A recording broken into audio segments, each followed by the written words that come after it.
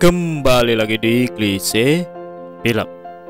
Selamat pagi, siang, maupun sore, selalu sehat dong.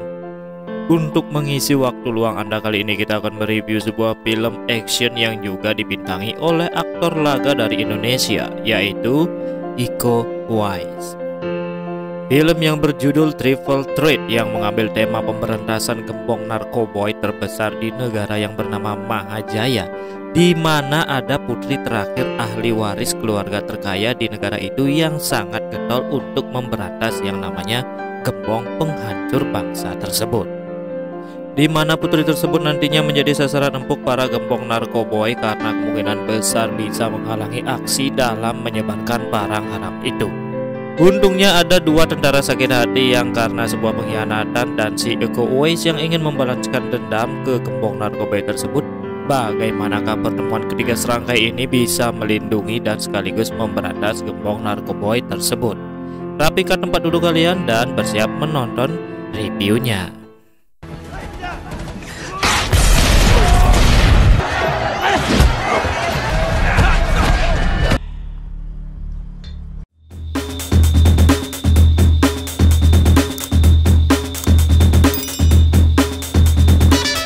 Cerita dimulai di sebuah hutan di Mahajaya di mana terlihat beberapa tentara yang mengendap-endap menuju ke sebuah tempat yang sepertinya tempat itu merupakan sarang teroris karena terlihat semua orang membawa senapan.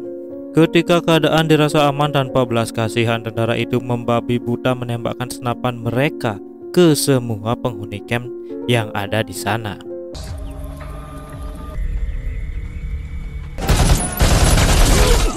Terlihat seorang pria yang sedang tertidur lelap di camp tersebut. Dengan sedihnya dia melihat istrinya sendiri tertembak dan meninggal tepat di depan matanya. Dengan penuh amarah pria itu keluar membawa senapannya juga dan memburu tentara tersebut. Namun ketika akan menembak, tiba-tiba terjadi perkelahian tinggi-tinggi dan sebelum mereka berdua menggunakan jurus andalan mereka masing-masing, tiba-tiba roket launcher meluncur di tengah mereka dan membuat mereka berdua terpental.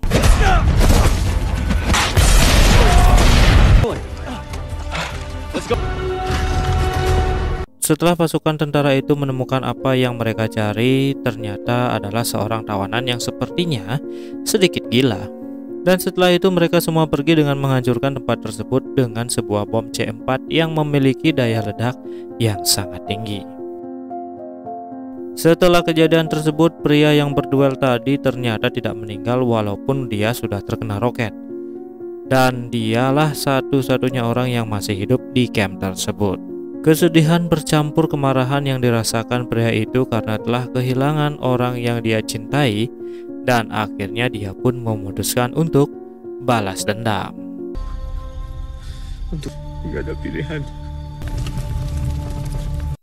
Beberapa minggu kemudian setelah melakukan pencarian, akhirnya pria itu menemukan dua orang yang ikut dalam operasi penembakan di camp tersebut.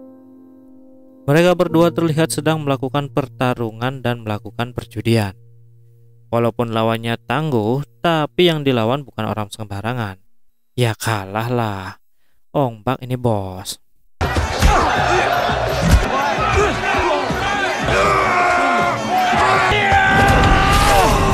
Setelah si Ombak ini menang, dilanjutkan dengan temannya. Tetapi pria yang penuh dengan amarah itulah yang mengajukan diri untuk menjadi lawannya.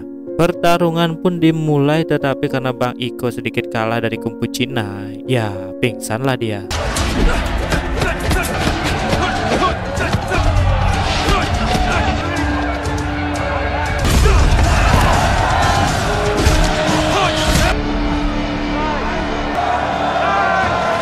Setelah itu Bang Iko dibawa ke tempat tinggalnya, sebut saja Bang Ong dan Bang Jeng ya, yang mana mereka sudah tahu bahwa Bang Iko ini adalah salah satu warga dari camp yang mereka serang dahulu.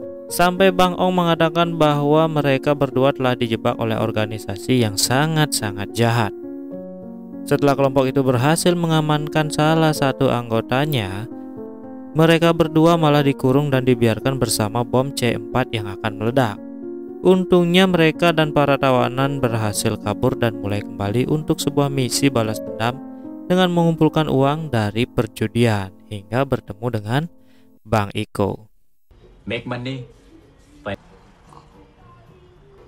I have a lot of contacts. Bang Iko yang mendengar itu akhirnya bergabung dengan kedua tentara sakit hati ini dan mulai menyusun rencana. Dimulai dengan mabuk dulu, bos. Pagi harinya Ong Bak dan Jeng yang terbangun tetapi sudah tidak melihat Bang Iko lagi, dan ternyata tempat mereka dikepung oleh polisi karena Bang Iko sengaja menjebak mereka dengan memberitahu polisi bahwa mereka berdua terlibat perjudian. Di tempat lain terlihat seorang putri pewaris kekayaan ayahnya yang ingin memberikan separuh kekayaan itu untuk membantu memberantas gembong narkoboy. Sontak ini menjadi sebuah usikan serius untuk gembong narkoboy tersebut. Namun nona ini tetap ingin melakukan live talk show yang dijaga sangat-sangat ketat karena tidak ingin hal-hal yang tidak diinginkan terjadi. Dan memang prediksi banyak orang pun terjadi, di mana setelah nona itu melakukan live show, kelompok yang sama ketika di hutan melakukan aksi percobaan pembunuhan ke pewaris perusahaan terkaya di Mahajaya itu. Why take such... Children don't have the luxury. My father told me that the task that I was given, the people, the children are the future, so that they can get on the right side of the heat. We are in business. It has been an honor.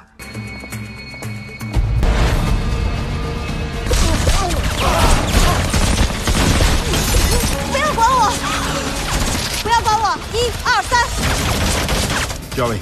Untungnya si nona ini mampu kabur dan pergi ke pusat kantor polisi yang ada di sana. Tetapi kelompok itu tidak ingin kehilangan jejak dan tahu kemana wanita itu pergi. Tanpa babi bu was-was, kelompok itu langsung lanjut ke kantor polisi juga. Dan yang terjadi... Shock and awe, baby. Deborah. Hey.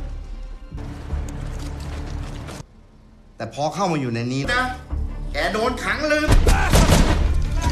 ย้ายมันนี้ไปไหนนะ Karena kebetulan sekali ketika penyerangan nona itu dipertemukan dengan Bang Jen, dan Bang Jen tahu si nona adalah orang penting, dia pun melindunginya. Sedangkan Bang Ong yang sedang diinterogasi otomatis kondisi karena tidak kondusif dimanfaatkanlah oleh Bang Ong ini untuk menyelamatkan si nona itu. Sebelum itu Bang Ong yang berduel dengan salah satu teroris itu sempat kewalahan, tetapi untungnya Bang Iko yang datang dan bilang ini adalah taktiknya.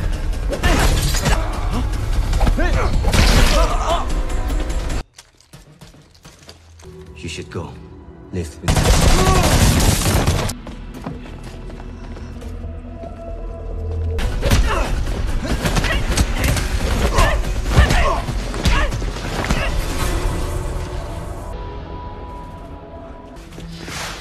What a nut! Go! We gotta go now. Go! Go!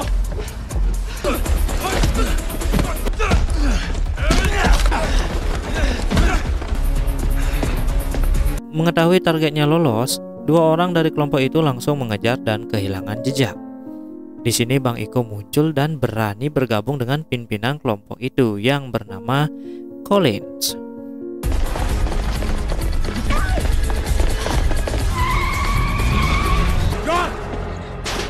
Who are you talking to, eh? You keep fucking told. Sorry, you know. Any other team that gets in my way, so back. I haven't got time. We should talk. Help you take down the deer after. I'm not looking at your situation. Look, if we work together, We better get out of here before. Di tempat lain dalam pelariannya, karena kedua bodyguard si nona ini memang sedikit barbar, mobil polisi pun diempat juga.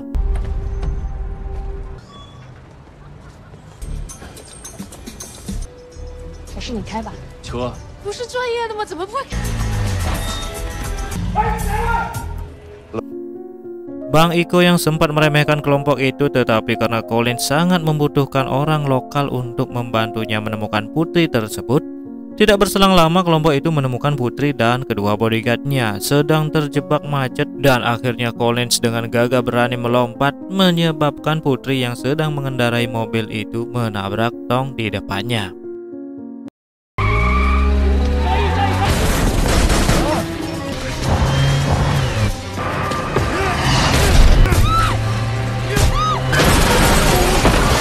Untungnya mereka bisa kabur dan di sini dia bertemu dengan Bang Iko kembali yang mengatakan bahwa dia telah merencanakan sesuatu.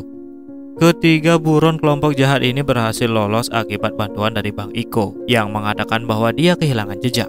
Salah satu kelompok itu sebenarnya sudah curiga dengan Bang Iko yang kelihatan sangat aneh dalam setiap pengejaran mereka. Di rumah salah satu warga yang ada di sana ketika ketiganya sedang bersembunyi, mereka hampir saja tertangkap karena handphone Bang Ong ini berdering. Nyaris sekali.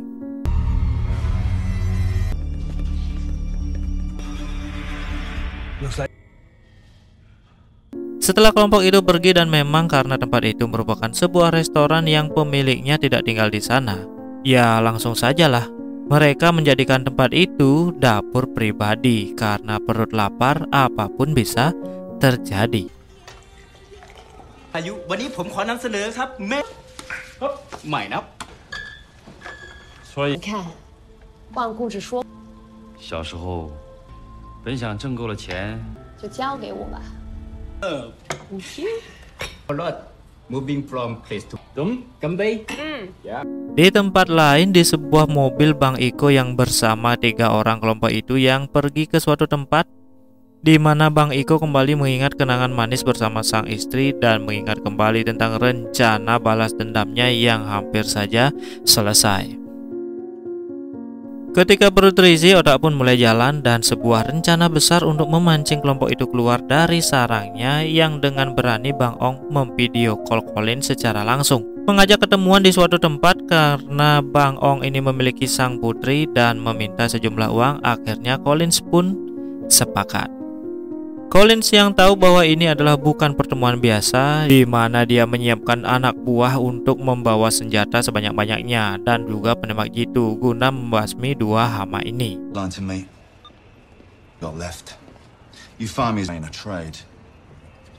Bang Ong yang juga tidak ingin datang dengan tangan kosong meminta bantuan dari temannya untuk memberikan beberapa senjata karena sebuah hutang budi. Tidak main-main bung, ternyata temannya itu merupakan seorang bos mafia yang memiliki gudang senjata.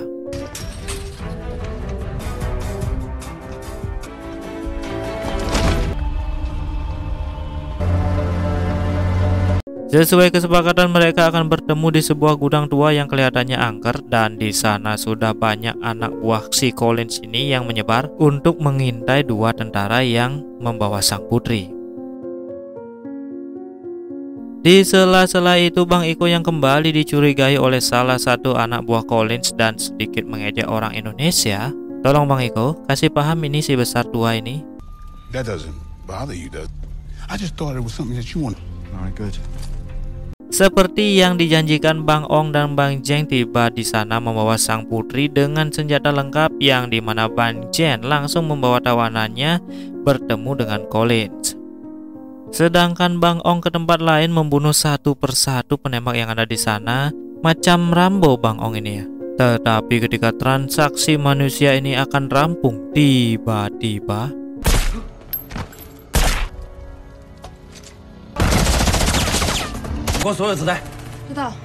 Bang Iko bertarung dengan tangan kosong yang sepertinya kewalahan melawan abang besar itu.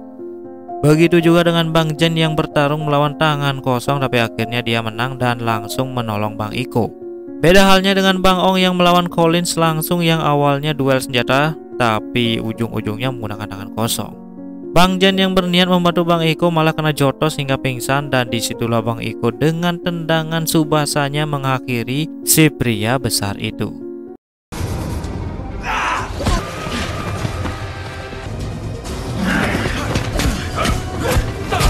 have to be this way.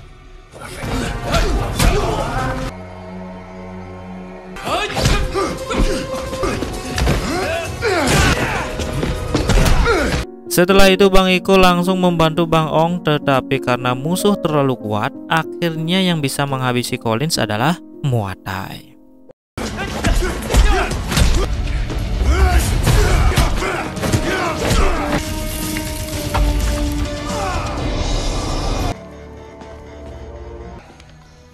You have my respect.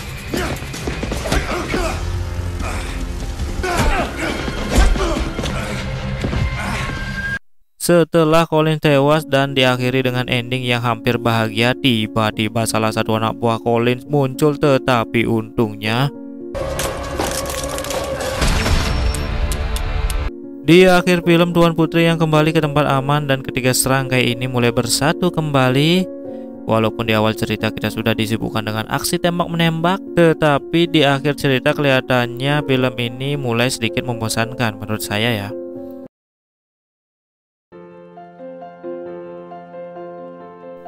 Coba kalian tonton sendiri film aslinya. Terima kasih sudah menonton review film di channel ini. Jangan lupa like, komen, dan subscribe.